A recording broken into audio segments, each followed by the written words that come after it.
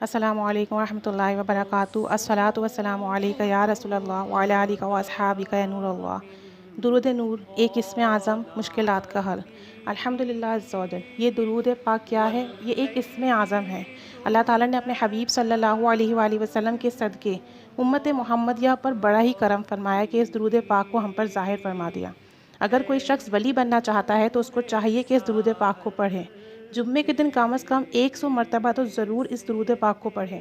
اس درود پاک کو پڑھنے سے انشاءاللہ تعالیٰ دل میں نور پیدا ہوگا، اور نور بھی ایسا نور پیدا ہوگا، یعنی کہ جب آپ کو اس درود پاک کو پڑھنے کی عادت ہو جائے گی تو آپ پر اللہ عز و جل کے، اللہ کی کائنات کے پوشیدہ اسرار کھلنے لگیں گے۔ یہ اسرار ایسے ہیں جو ظاہری آنکھ سے ظاہر نہیں ہوتے، ظاہری معاملات پہ ظاہر نہیں ہوتے، باطنی معاملات پر ظاہر ہوتے ہیں، اور ان اسرار یا ان رموز کو بیان کرنا لفظوں میں یہ ایک امپاسبل سی بات ہے۔ یہ درود پاک ایک نور ہے، اس کے حرف حرف میں نور کے سمندر سمائے ہوئے ہیں، یعنی اس کا ایک ایک حرف اتنی برکت والا ہے، اتنا پر نور ہے کہ جب کوئی شخص اسے پڑھنے لگتا ہے تو اس پر ایسے انوار جو ہے برستے ہیں کہ اس کا ظاہر اور باطن اس نور میں سما جاتا ہے، اور اس کے ظاہر اور باطن کو گناہوں سے خلاصی مل جاتی ہے، گناہوں سے پاکی مل جاتی ہے، اس کے ظاہر اور باطن کو اللہ تعالیٰ پاک و صاف کر دیتا ہے۔ اس درود پاک کے بے انتہا فوائد ہیں۔ اسے درود اسم اعظم بھی اس لیے کہا جاتا ہے کہ اس کے فوائد و برکات لکھنا محال ہے۔ اس درود پاک کے بارے میں اتنا ہی لکھنا کافی ہوگا کہ اس کی بدولت اگر اللہ چاہے تو پڑھنے والے کو ایک ہی دن میں غوث، کتب، ابدال بنا دیں، یا اس سے بھی زیادہ غنی کر دیں، کیونکہ اللہ تعالیٰ کے ہاں کسی چیز کی کوئی کمی نہیں۔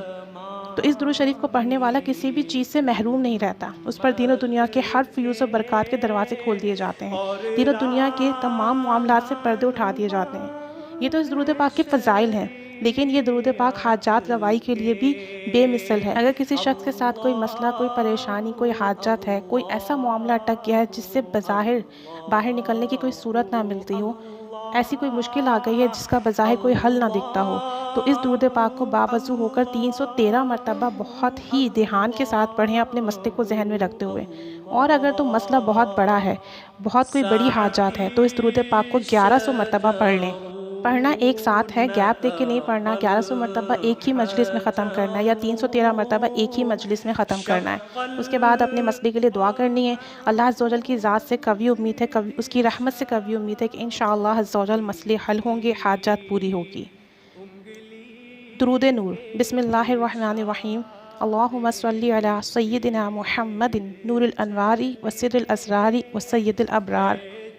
ترجمہ: یا الہی درود بھیج اوپر ہمارے سردار حضرت محمد صلی اللہ علیہ وآلہ وسلم کے، جو نوروں کا نور ہیں اور اسراروں کا اسرار ہیں، اور سردار نیکیوں کے ہیں۔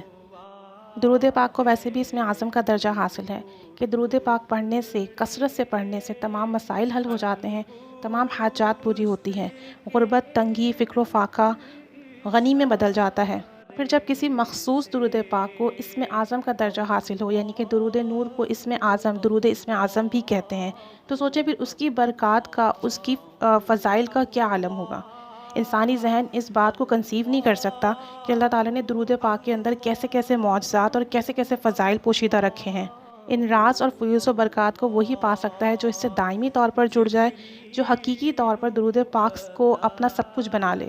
اللہ عز و جل سے دعا ہے کہ وہ درود پاک کی برکت اور ثمرات عطا فرمائے، وہ بھی کثرت اور محبت سے درود و سلام پڑھنے والا بنائے، درود پاک کے رنگ میں رنگ دے۔ الصلاۃ والسلام علیک یا رسول اللہ وعلی آلک و اصحابک یا نور اللہ۔ اللہم صلی علی سیدنا محمد نور الانوار و سر الاسرار و سید الابرار۔